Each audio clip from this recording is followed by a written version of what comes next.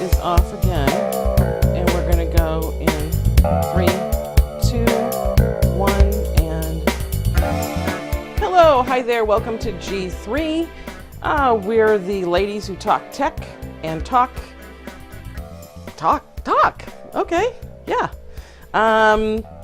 Today is January 22nd, 2016. I think this is our second show in 2016. But Happy New Year again. We can say that all through January as far as I'm concerned. This is episode number 66. I'm Tina Chase Gilmore, and I have a wonderful show for you today.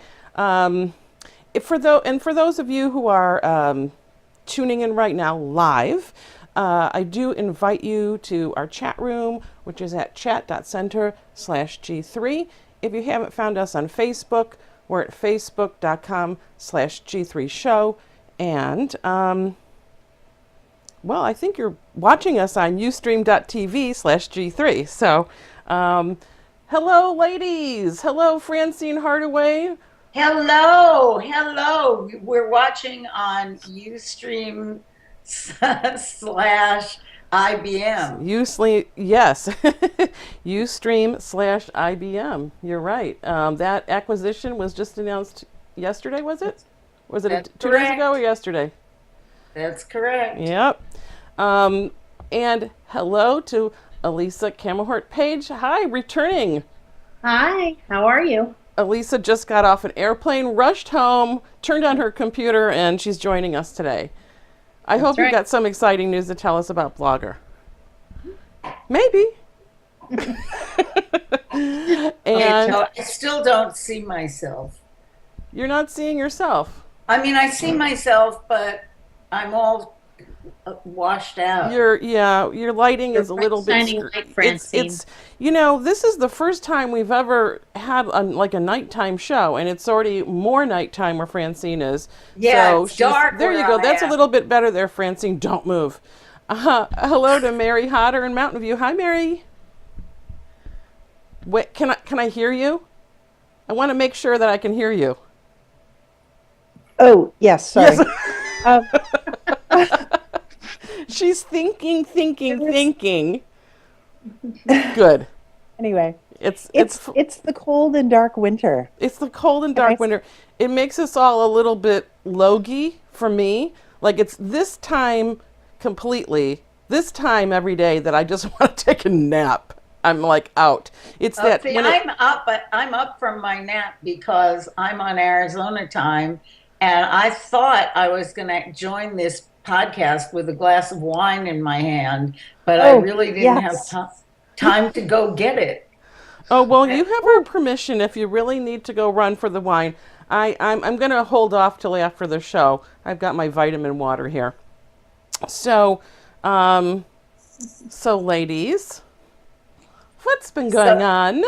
So late breaking news. Yes. The Apple veteran in charge of the electric car is leaving the company. What does that mean? Does it mean he doesn't see a future for it? Does it mean Apple's not going to invest in it? Does it mean he decided to travel? What up? Well, I don't know much about him. My question would be, if he was a veteran of Apple, how much maybe it wasn't in his wheelhouse to try and develop the next generation car. That might be it. They might have put him into something where he didn't feel comfortable, and rather than fail, he bailed. I like that. Has Apple ever announced that they're actually creating a car? No. Okay. But they had somebody in charge of it. So that's says mysterious. Who? That's mysterious. So right? Apple says that this person's in charge of their cars that they haven't announced that they're making. Is that correct? Do I have that right? Let me go back to looking it up and talk among yourselves while I consult, say, nuzzle. And So we have our first soundbite. Bail, don't fail. That's right. Fail, don't fail. Oh, you know what? I have this awesome roommate. He just handed me a glass of wine. Oh, wow. Do you think do you think your awesome roommate could do that for me? Look at it's so cool. Oh, I mean, look it's at cool that. that you did it. How lovely. You have an awesome roommate. I It is- have a vitamin water. Does that count? No, get your awesome roommate to get you something better. Okay. I think I need a something a little stronger actually. So, Mary, I don't think Yes. you've actually been on the show for a while, have you? I haven't. I've been traveling. I've been working insane hours. Yes, that's So, true. welcome back. Thank you. So what do you think about this announcement? Does it make any sense until we know more? The one thing I thought of was when Uber hired away the almost the entire robotics team from CMU. I thought, did Uber do this? Well, this is a Wall Street Journal story, and since I don't subscribe, I can't get the whole story. Ah, But it does say the Apple veteran tasked with spearheading the company's efforts to build an automobile is leaving the company, according to people familiar with the matter. Steve Zadesky, a 16-year Apple 16-year-old. veteran who has been overseeing its electric car project for the last 2 years, has told people he is leaving the company. The timing of his to read the full story, subscribe or sign in. ah, Send me the link. I'm a subscriber. Send me the link. Okay, well, it's some headline. It's a tech headline. I will put the link in the chat center. okay. So let me put this little chat URL up there in case we don't have that, and in case y'all don't have that. Oh, Mary got her awesome roommate to get her a glass of wine. Elisa, you're next. We're having the awesome roommate contest. Yes. The Friday night awesome roommate contest. So what else is going on? Anyone want to take a stab at, just where you think come on, what about the election? What about the election? Not tech. Nothing? This doesn't elicit like any sort of It does. I am finding myself, I keep saying I'm not engaged and I'm not trying to have conversations, and I just keep allowing myself to get sucked right into conversations. So I think I should probably just be honest with myself that I'm involved in conversations about this online, mostly because I feel like I continue to see narratives, around that I think are gendered, which bothers me.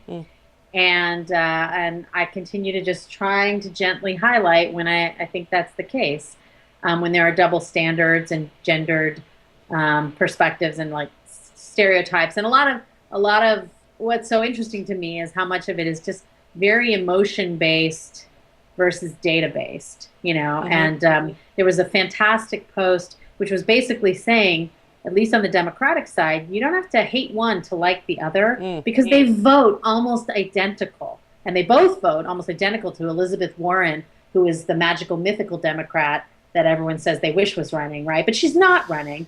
But they all vote 90% alike. Yet So- right before the primaries start is when the candidates start to differentiate themselves, because they have to. And that's where you start to see people sort of, taking sides, right? Right, but I feel like there's this emotional kind of reaction on both sides, I should say, that that I just wish, let the Republicans, they have a whole lot of stuff going on over there. And there's a lot of their candidates are pretty emotional too. Like it's not just, there's a lot going on. Like let them have a circus a little bit while longer. I don't see why Democrats think it's helpful to, in either side, to go to emotionally negative. And by that I mean I hate this one, or I hate that one, or et cetera, or if my guy loses or my woman loses, I'll never vote for the other one. Where are you seeing that? Well, it's the worst I'm on seeing a major disinterest. Oh, well, I follow a lot of people who are pretty politically engaged. I see it the worst on Twitter. There's a lot of trolling on Twitter that happens, and So I actually don't even talk about politics on Twitter. Today Yeah, I did. that's Twitter. I did- You know, Twitter just is that. Yeah. That's what it's like. But these are real people. Like, these are not Hacksaw 378 with 3 followers. These are like actual people. Yeah. Let me ask you this though. So where are you finding? Are you enjoying the engagement anywhere socially online, or is it kind of like, oh, I hate to do this, but I'm gonna do it anyway? And is there a place where you start to feel safe and sort of excited and where you can exchange your ideas? Periscope. Periscope. Okay. Periscope? Interesting. I Periscope. Facebook friends only posts are better than public posts because, and I don't do it for privacy's sake because I don't believe it's that private, but I do friends only posts because then you don't have friends of friends commenting and seeing it and comment. And I'm just always amazed at how people, they're friends with someone you know, right? So there is some, what someone would call a warm tie, right? And yet they have no problem coming into your Facebook home and being very rude to you, to your other commenters. I'm like, I don't even know you. And so when I have friends only posts, we can have rational, logical conversations and cite sources, because that's the other thing. Usually in an internet debate, all you need to say is what's your source, and you chase people away because they don't actually want to share a source. Francine, if you need to leave to get water, that's fine. Fine. She's got one? Go ahead. I'm sorry. Oh no, so I wanted to just give gonna her permission. say, so I was just gonna say, so friends only Facebook posts, I'm not gonna call it enjoyable because I don't like anyone to disagree with me ever. I just wish everyone thought exactly what I thought. But at least it's an okay environment. Let me ask sprinkle Mary. that out. All the political stuff, all the same stuff happens over and over again. And after 10 years on Twitter and Facebook, I screen all of it out. When I don't respond to it, I don't not expect it. It doesn't bother me. So sorry. But the thing that I really, understand now after 10 years on all these platforms is that when they get big, they get terrible. When they're little, they're awesome. It's like I went to part of the Periscope Summit last week. It really was amazing because the people on Periscope are still the idealistic, early adopting, we're going to change the world by teaching people to communicate, people who are all reaching out to each other and are not afraid to cry on Periscope and not afraid, and I remember that was my early Twitter experience and my early Facebook experience. So I think it's these huge networks, there's a point past which when they scale, they suck. Well, I think part of it too is that hang on. Let me get Mary in just a little bit. Hang on, Mary, go ahead. I was just going to say that when you get large numbers of people, like to kind of Elisa's point a few moments ago, everybody doesn't think the same, right? Even if she wishes everyone thought the same as her, so do I. Everyone does, right? Wouldn't it be great if that happened? But it doesn't. And when you get the large scale of folks in systems and you can all see each other's stuff, the disparate nature of and the kind of randomly large, dichotomy between people's opinions becomes really apparent, and people don't know each other, so they have no social reason to be nice to each other or figure it out or just agree to disagree, and things, it devolves into fights and whatnot. And I mean, to Francine's point, I remember, early on going to BloggerCon, right? I went to all the BloggerCons, and I think Steve has been to some of them, and I don't know, Lisa, if you have, but in those early days, it was that same thing where people would, they were idealistic, they wanted to communicate, they wanted to share ideas, but there was a way where we had a shared understanding, and that and the desire to be there and the kind of positive feeling about the medium kept us, from killing each other. And then as you scale, that ceases to kind of pull people together. And I think that was even true, and I'm sorry to say this, Elisa, but it was even true of BlogHer. The first BlogHer conferences that I went to were amazing. But as they got bigger and bigger and bigger, there's an intimacy that's lost. And even if the people are polite on some subjects, they're not on others. It's maybe that you shouldn't talk religion or politics on any social network. Frankly, I don't. Well, I think that we forget how much we can control our experience online, though. So I'm allowing myself to get pulled into broader conversations. But there's a lot of times that I filter and I unfollow, and I sort of make sure I'm not. I usually try not to have arguments on the internet. And that doesn't mean I have all just head nodding conversations, but you can have really interesting conversations without having them all have to be political debates. And I'm doing a lesser job of controlling that now, because I feel as it gets closer to the election, I feel impassioned about it. So then I start to feel like I should share my thoughts and my what I think is my backup information that proves me right, of course. And so that's driven by, me having opinions that must be shared. So I'm part of the problem, right?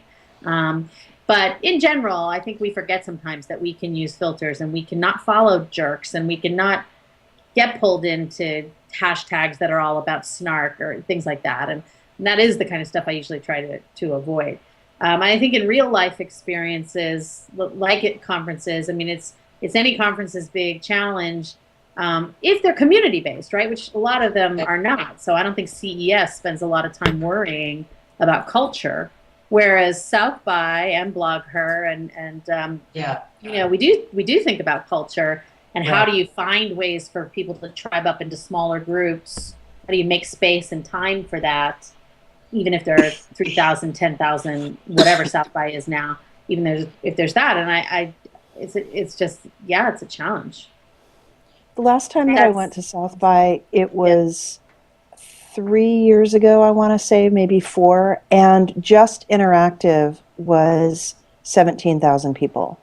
And I literally had spoken to tons of people that I wanted to see, and I used to easily be able to bump into them. Didn't see anyone the entire time I was there that I could randomly bump into, and I was like, that's it, it's over for me. Unless I have a business reason to come back here, I'm just not going to.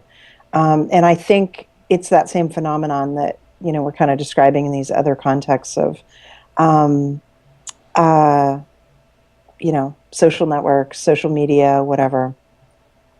Yeah, I behaved very differently at South by than I used to when it was 3,000 people back in 06, which was the first time I went.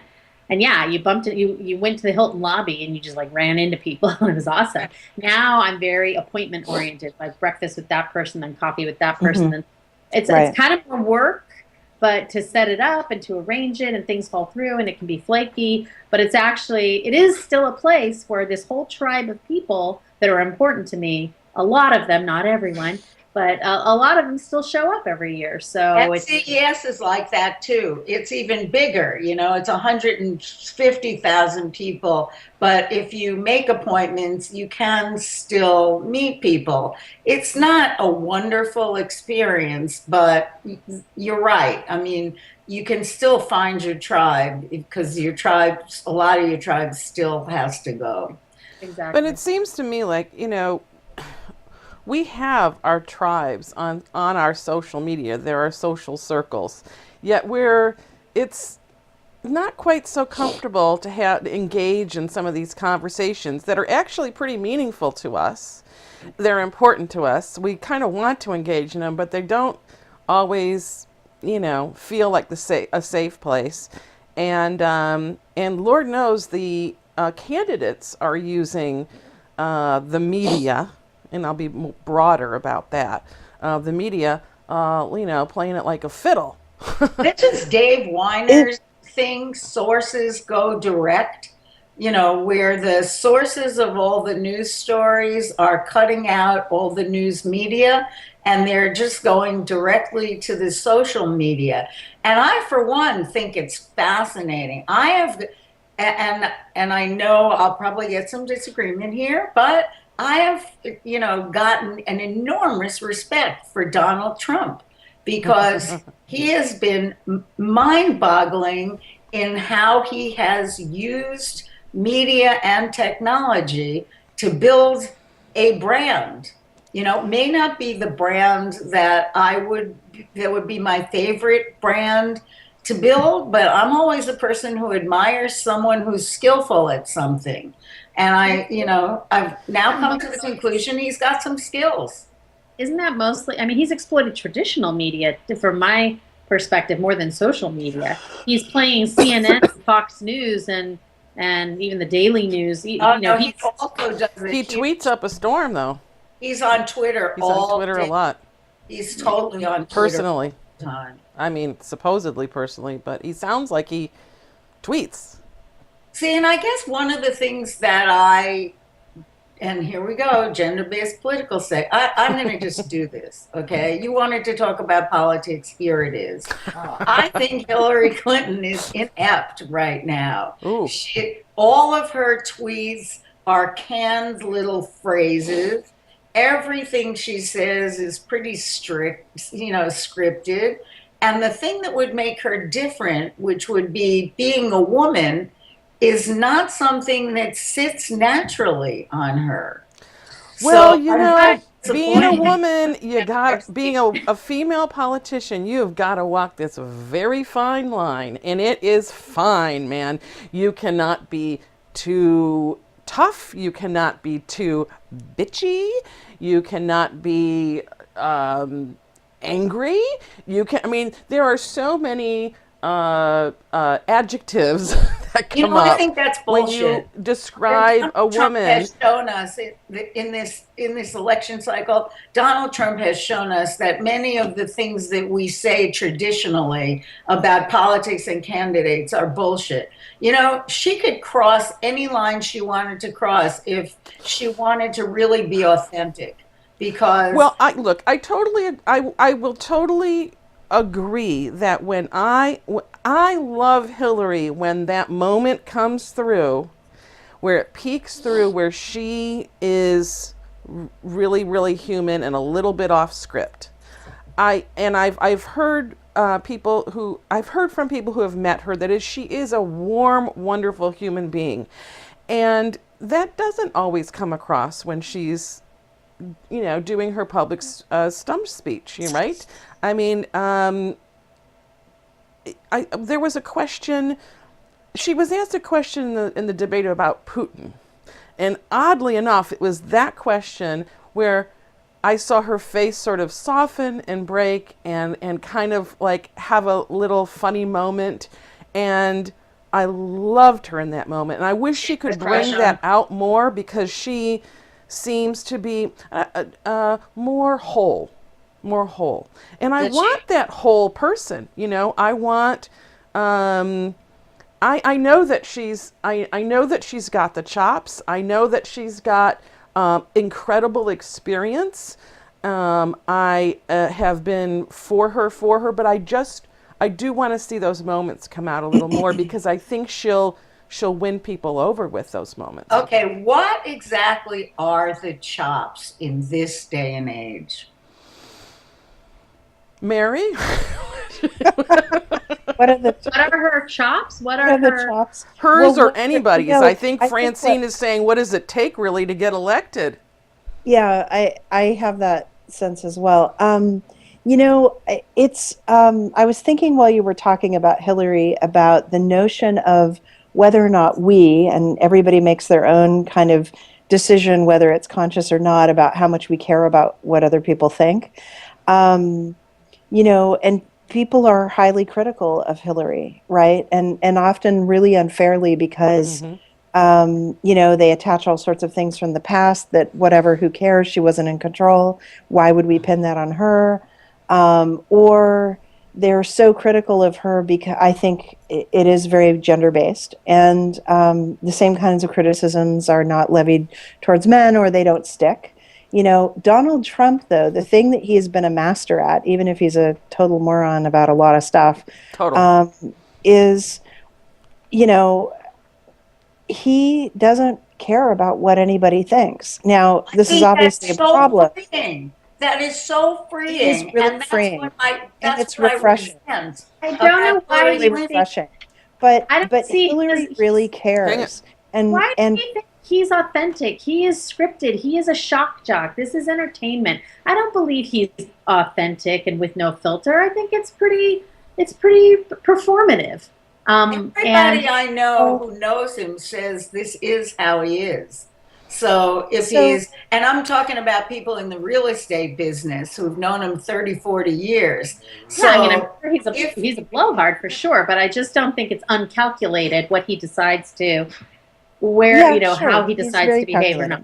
You know? not saying, But not saying that it's said, uncalculated.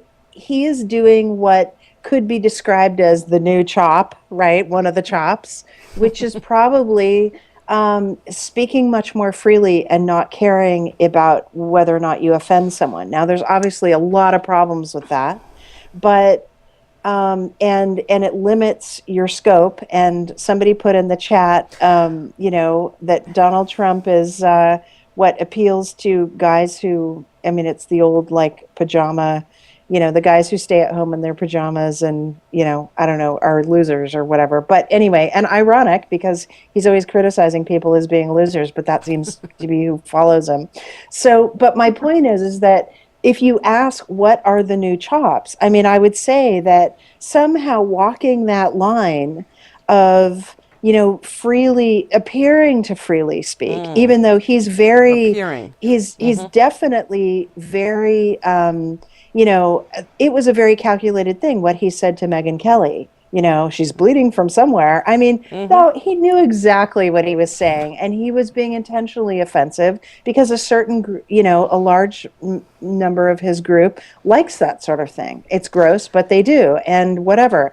But my point is the chop in that, to narrow it down, there is walking that line of like, I say whatever I want or I appear to, and I kind of get away with it, and who cares? And people can complain and whatever. They're all a bunch of, I make them out to be the blowhards when I'm being the blowhard, right? It's a projection model, and it's obviously ridiculous, but he's doing it really well. I think you and Elisa may actually be agreeing in that what appears to be off the cuff for him, I think, is quite planned.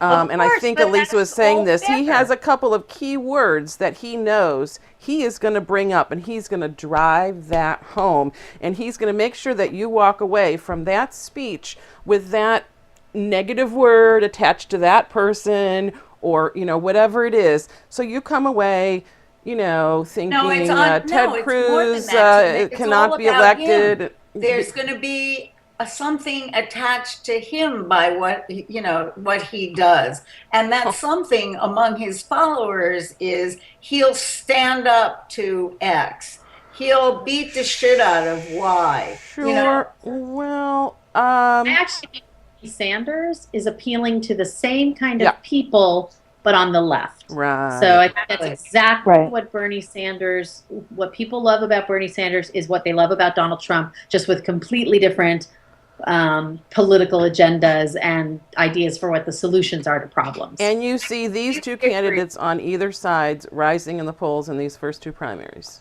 So what I love is the fact that we could are the fact that they are the first two and considered meaningful continues to be a big fucking joke. Excuse my language, but let's see what happens Super Tuesday. Why are you excusing your language? Yeah, no, we like to say fucking around here, so it's okay. We say that all the time.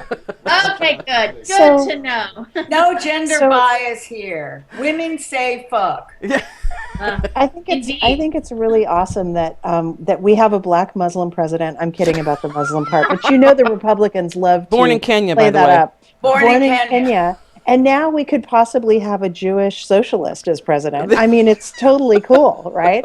Isn't Why that great? not? Why not? Because here's what we've learned Go about the socialism. president. Not It's no kind of interesting, power. though. I'm still pretty fascinated by the fact that Bernie, Mary. the oldest person I think at this point who's run for the presidency, has been able to attract very young, hopefully voters. We don't know if they're going to be voters, but a very young crowd. And I think that we see that. Well, I see it in my own kids. They grew up in these communities that really got very socially conscious. And I think that there are a lot more socialists in this country than we know. No, we haven't labeled ourselves that way, but Bernie's coming out. He's coming out of the closet. I guess he wasn't in the closet, but you know what I mean. He's calling himself a socialist, and people are going, "Oh, you can do Every that? Oh, libertarian really?" in San And Francisco that's is a very interesting. socialist. Isn't socialism like communism or something? You know, and people are starting to maybe grapple with that. But I think this younger generation, so I will exclude myself from that, is probably going to consider themselves socialists, or maybe already do. And anyway, I'm just finding it kind of fascinating. What did you say? Have you all seen Bernie Sanders commercial? The one I think that's it's fabulous. the one that, okay, so Simon and Garfunkel's America is playing. Fabulous song, you know, one of the, I don't know. I'm a huge Simon Garfunkel fan. I love that song. And it's just kind of a feel-good commercial where you see crowds of people and people smiling. And that's really all it is. Which is It's hilarious. not negative. He's so grumpy. He's dumped the grump, and he's all about smile and be happy. But he's, you know, he's got America playing in the background. I love that. Here we have slogan Have you number heard David 2. Bowie's version, by the way? I'm sorry? Have you heard David Bowie's version of that song? Oh, Oh, yes. yes. And it's gorgeous. Gorgeous. Yes. And I am still deeply, deeply, deeply saddened by Bowie's passing. Really, Okay. just if for those of you who haven't had the chance, if you go to YouTube and find his version of it that he did for the 9/11 concert. New York Oh, City. it was He amazing. sat Amazing. down on a stage, cross-legged, playing a very simple, I think it was a little keyboard, and in a very, just a beautiful version of that song. And you know, if you're a Bowie fan or not, you should catch this because it was wonderful. I have a Wonderful. comment as an old person about why the young people are gravitating toward Bernie Sanders. Okay, go And- ahead, old person. And I think it's partly because, as I find in my own life, there is a gap between what you think about your parents, who you think are worth nothing, and what you think about your grandparents, who you deeply love. And I think Bernie Sanders is everybody's grandfather, Uh-huh. and these kids really like him. Well, then, you know, is Hillary not yet everyone's grandmother? Is that the problem? Correct. She hasn't enough positioned herself as a grandmother, you know, to be, and she doesn't carry herself like a grandmother. Well, It's- she did bring out Chelsea the other day, and I would I say know, but that Chelsea doesn't come across as a mother either. the media really slammed that. Chelsea was I can't remember what was the See, what that happened? to me was an example of a double standard. Totally. Mm. Because, first of all, thank you, media. The headline was not actually what she said, right? The headline was Chelsea says Bernie wants to strip healthcare from millions. Not what she said. What she said was his plan requires, it's a complete 100% shift. So you're going to dismantle these programs to implement his program. And she expressed concern that a Republican Congress would find a way to use that to destroy what we have and to take away health care. Right. So she had concerns. I have the same concerns. So, and the concerns are accurate because, you know, and I've read several things about that now that say that's actually a thing that could happen. And Hillary's feet have been held to the fire repeatedly for the quote unquote unintended consequences of some of the laws of the Clinton era. So leave aside that she wasn't president, you know, but she supported, as First Lady, she supported. And although I think both she and President Clinton have admitted now that some of their, especially around criminal justice reform, that the unintended consequences have led to our mass incarceration issues. So her feet are being held to the fire by the left about that. So when you find out that this plan has some potential unintended consequences, the response to say she's attacking and it's totally false and all that, instead of saying, here's how we'll prevent that, doesn't impress me. I am concerned. I think it is possible because we do have a completely obstructionist Congress. So why not address that full on and alleviate the concern instead of pretending it doesn't exist? Because that bugs me. I have a different view. Bug me.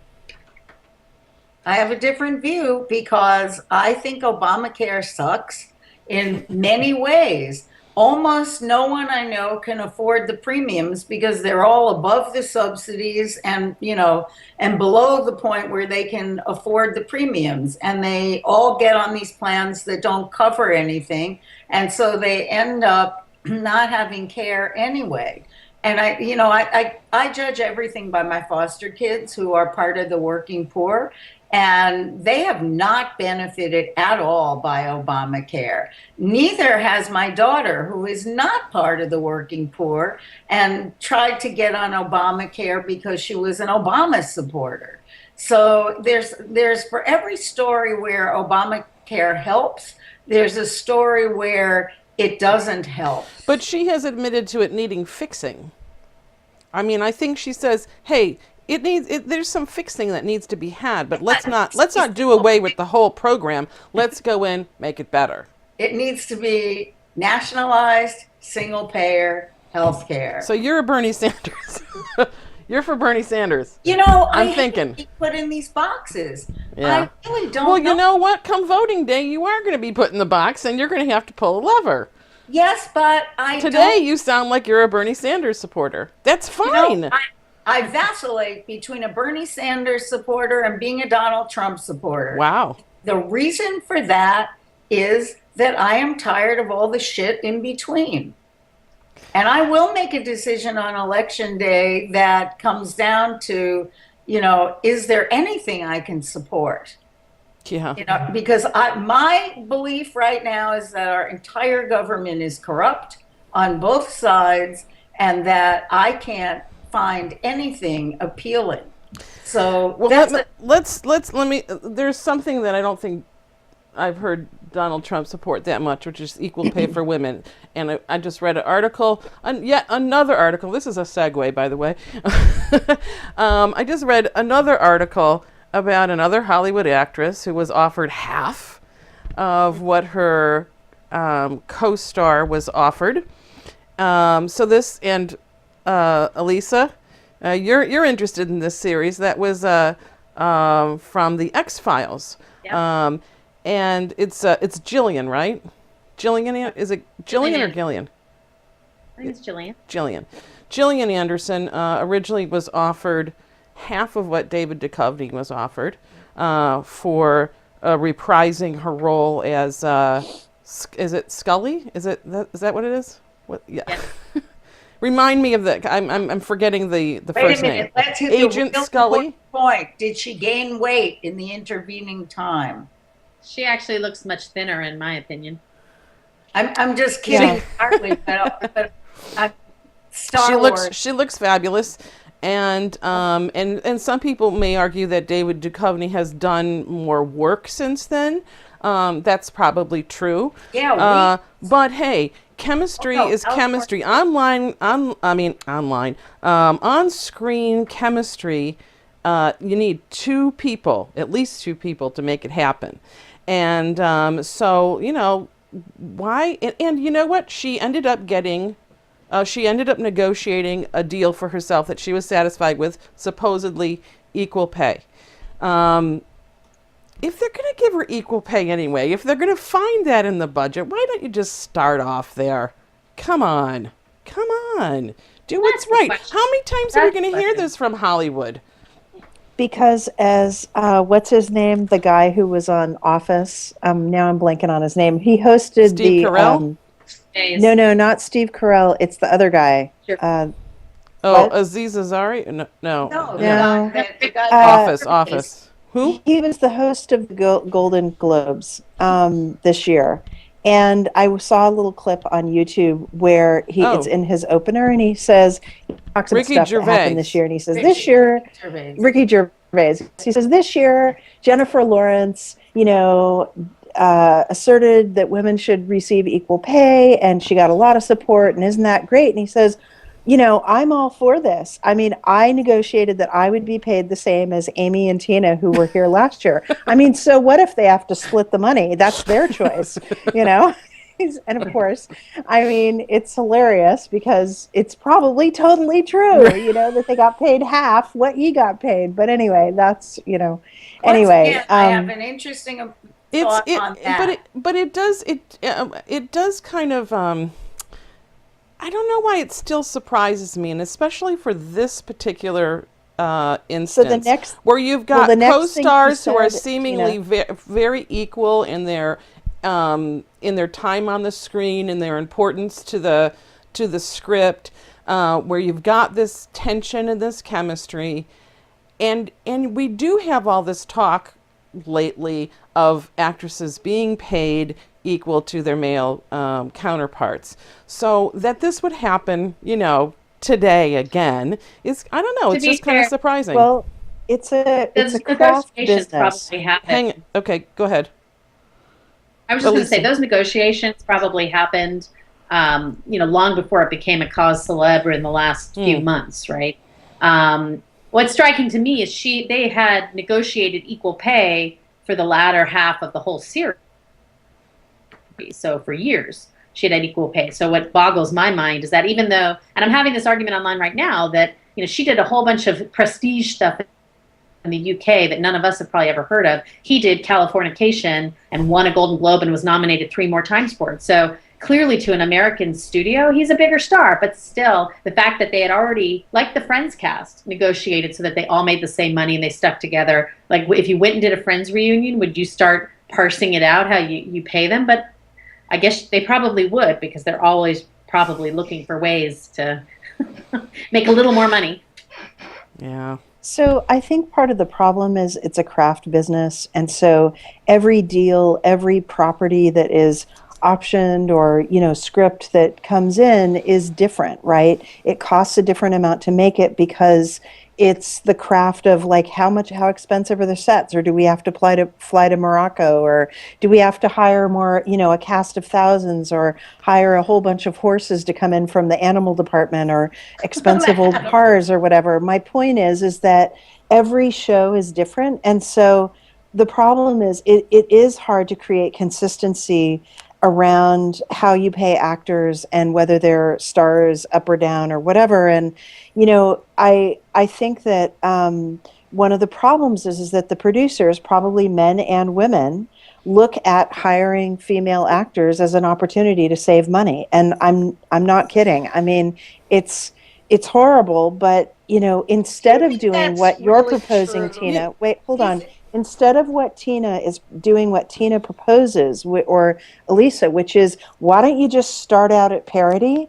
They start out thinking, okay, it's going to be this for this guy, and it's going to be that much lower for these women, and we can make the whole thing work because we still got to get the horses and the old cars and the weird set in, Tibet together, and we got to fly everyone there, and we've got catering. That's how they and justify it, sure. But their heads are in all that detail and the craft aspect of the business, and they're not starting out saying, gee, how are we going to make this work so that we're achieving parity between the genders in our, and women producers do it too.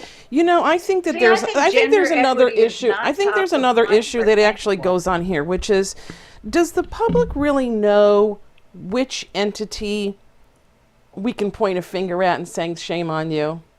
do you know who it is that we should be saying, you did the wrong thing here? You don't know. You don't know if it's the network. You don't know if it's the some subsidiary production company. You don't know anything. So it's like their reputation isn't really on the line because you can't connect to them. I mean, I don't think that we do. If we could make a one-to-one connection, we could all, we'd just like, oh, geez, that company's sucks. I'm not going to support what they do, or I'm going to get a little louder about them, or I'm going to, raise my voice and say, don't do that the next time. But we don't even know who to say that to. Well, much like in the startup business, it's not just one entity, right? You'll see at the beginning of a show four it's a production pass the buck companies. kind of thing.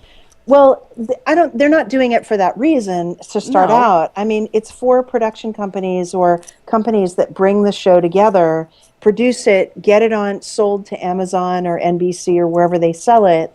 And then you're seeing their logos at the beginning of the show or the end of the show.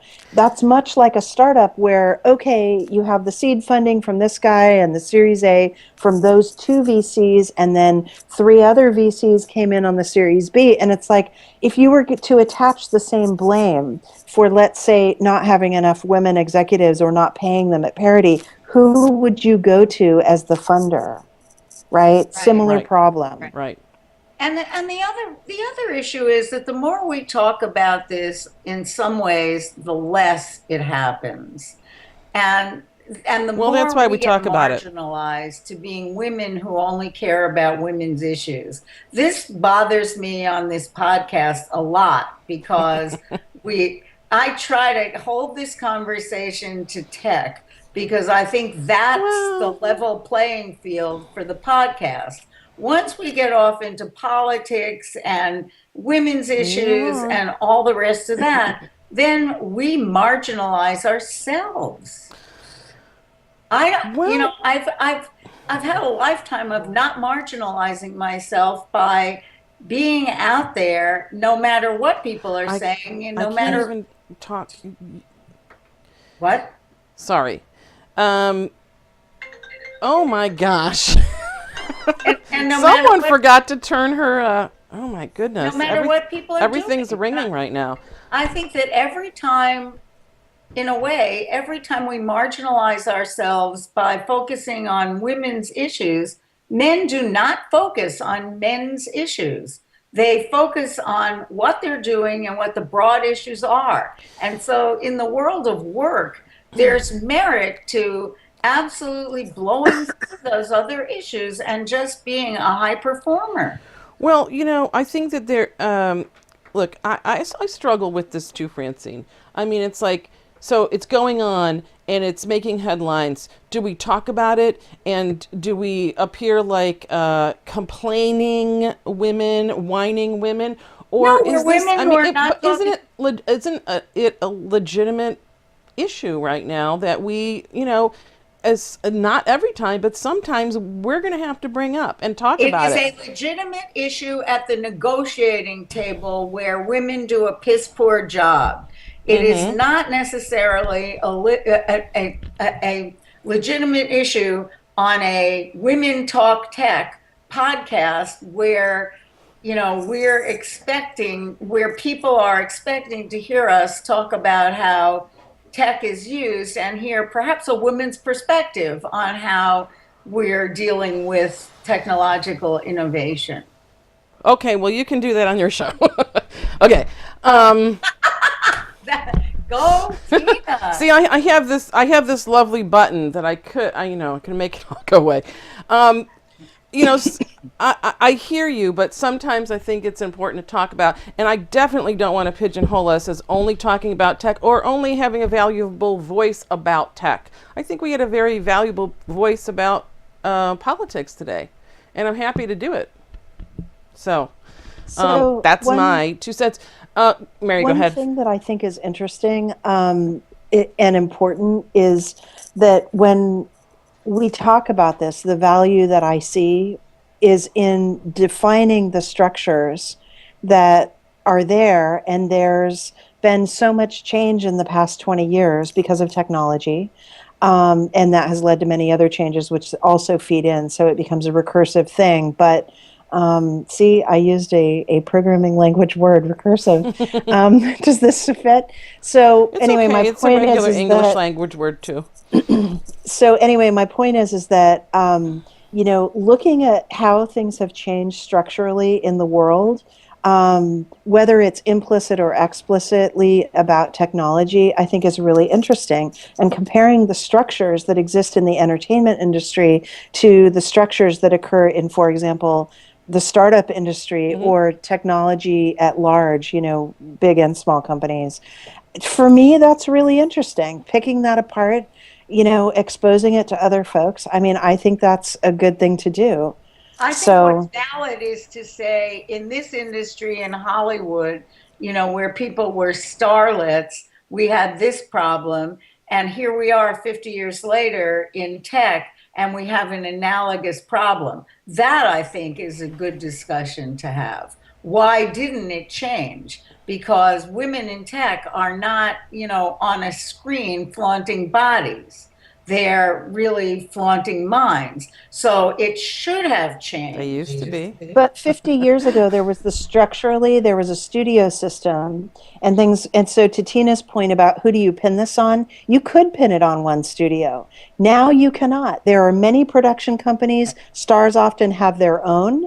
They partner with multiple other companies with professional executive producers, and then they go to whoever's going to broadcast it, whether it's Netflix or HBO, and they make further deals. And don't forget the it's agents in the middle who, and the are agents, better whatever. or worse There's at just a lot negotiating. that is structurally Not different Jennifer then Lawrence to is- now. But I think there's a lot to compare between the way that tech startups operate now and get funding and the way that entertainment is funded or structured.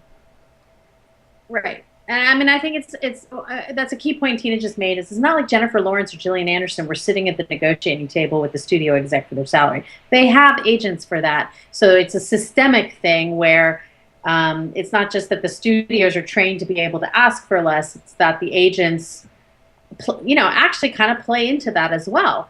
And then when you look at the whole, I do think that happens to valuations of companies. I do think that happens to pay in tech. I think it happens all along, the same kind of thing. The structure and the system is not that different.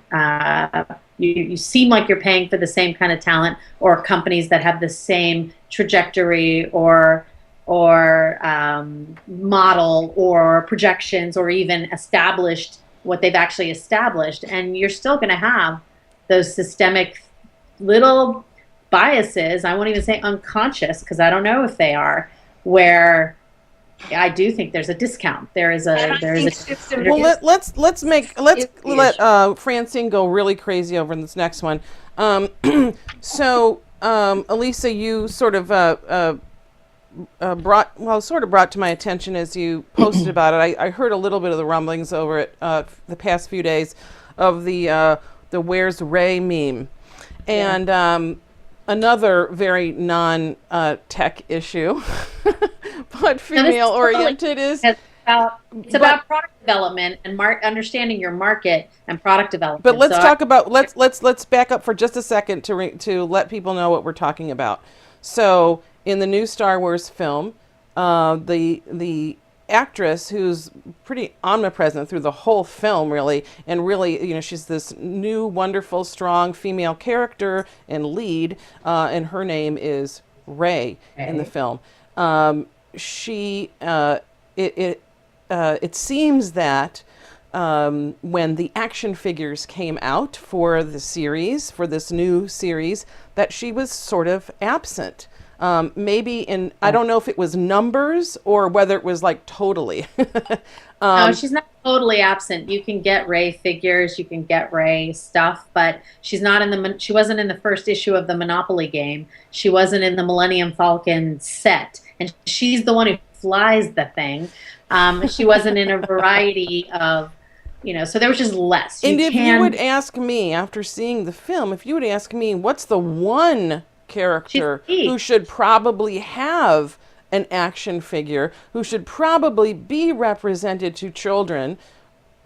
I'm not going to say girls. I'm going to say to children, and just in general, it's going to be Ray. And it's really shocking. Oh, And that's you did have this one quote sort of come out from, someone might have to figure out where the quote comes from, but that basically boys are not interested in female action figures. See, that does really stun me, because after the Hunger Games, I really thought we were over that particular thing, and that people understood that half the kids in the world are girls, and that you probably ought to do female action figures, because it was amazing how many people took up archery after the Hunger Games. And what were they thinking? Really? I don't know. That was What really were they thinking? They're thinking either one, that the girls aren't going to be attracted to this toy or representation Well, of let's this female discuss- character, and the boys won't. Let's discuss the market research. Do girls buy action figures? And the answer to that is a girl's action figure is a doll. And the Success of American Girl would say that girls do buy dolls. action figures, air quotes, and that somebody made a huge mistake. Someone made a huge mistake. Let's leave it at that. Yep. Someone made a huge mistake to not have Ray front and center. Right. See, and again, I don't look at it so much as gender. I look at it as marketing and sales. It's like that is a figure that would have sold. I think so. I mean, that's a luxury to not look at it as gender. If it's a gendered decision, it's a little bit of, I don't know, wishful thinking to say that there is not. It's like it had to be gender. Well, when people talk about it goes back to politics and the whole income. There's a whole two school of thoughts about income inequity being like the root of all evil, and I disagree, because systemic problems like racism and misogyny and anti-LGBTism isn't going to be fixed by income inequity. It will, income equity or better economy for all will allow those people to feel the effects of those isms less, but it doesn't address the underlying isms. And I think, we can say that, yes, of course, as an individual actor, we all have to get out there and just fucking do the work, right? But that should prevent us from acknowledging when there are systems at play and trying to make them better. We don't make the system better by being just one person who kicks ass. I don't think. I think we have to see what's happening, raise our voices, and try to make a difference. So as a woman in the startup industry, as a woman in the movie industry, I would be saying to my agent, go to the table and demand I get equal pay for equal work. And that is on the woman, because the agent, my father was an agent, so it's on the woman to say to the agent, I only want this job if I'm paid equal. I only want this job if I'm paid equal to the man. Because those are the kinds of things men routinely say. They say, I'm only going to take this job if I'm above the line, above the credits or whatever. So that's what women have to learn to do. And they have to tell their agents what to negotiate for. People got to eat too. Oh, and Gillian Anderson did, right? On the other hand, people got to eat. Okay. But I'm sorry, go ahead. Gillian Anderson did exactly that. She got herself equal, right? So good for her. But the fact in 2015, one would assume, or maybe even 2014, depending on when the negotiations happened, that was still an issue. I think that's bigger than Gillian Anderson and every one woman speaking up or more women speaking up. And certainly it definitely is, but it speaks to the negotiating power of women and the willingness of women to do the hardball negotiations that men do. Yeah, I know, but there's that feeling like, damn, I don't want to give up this job. someone else will take it for a lesser pay. That's I know.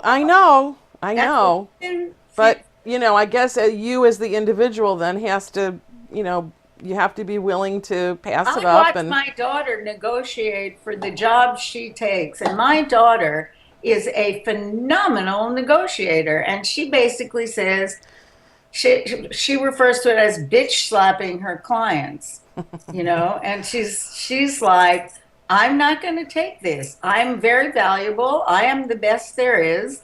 And if you don't want to pay this, I am not going to do your job. That works really well. Amen. Really well. And you've got to, as a woman, do that. I learned that from her. I'd like to.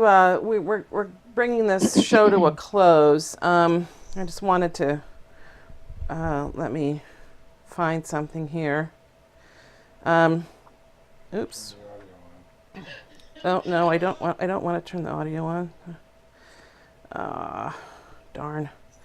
I may have lost my my place here. So last year, in the summertime, as a matter of fact, Elisa, oddly enough, you were on this show. We had 2 guests for the first time. You were our first guest, and hopefully now you're going to be coming back as a reoccurring co-host. I would love that. When we first had you on, we also had another guest by the name of Rosanna De La Cruz. I don't know if you remember her. She was actually sitting with our friend and co-host Hallie Suit Tucker, and she was working at Easy Cater as their talent guru. She was an expert person in finding incredible talent, which is a talent in and of itself. She's a person who lived in Boston and Montana, would go back and forth with her dogs, and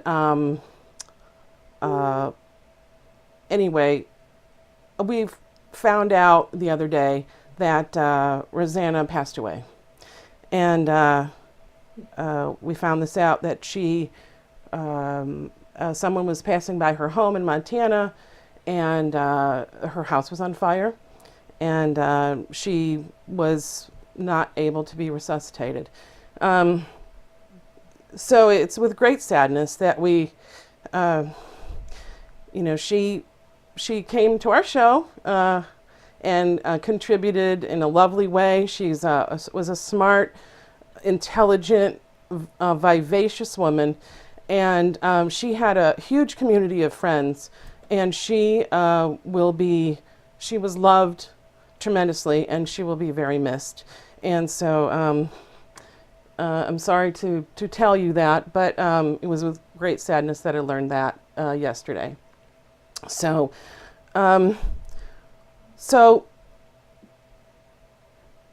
it's very hard to say goodbye, but we will say goodbye to our show today, and to Rosanna, and thank you for gracing us when you did with your presence and with your love of life.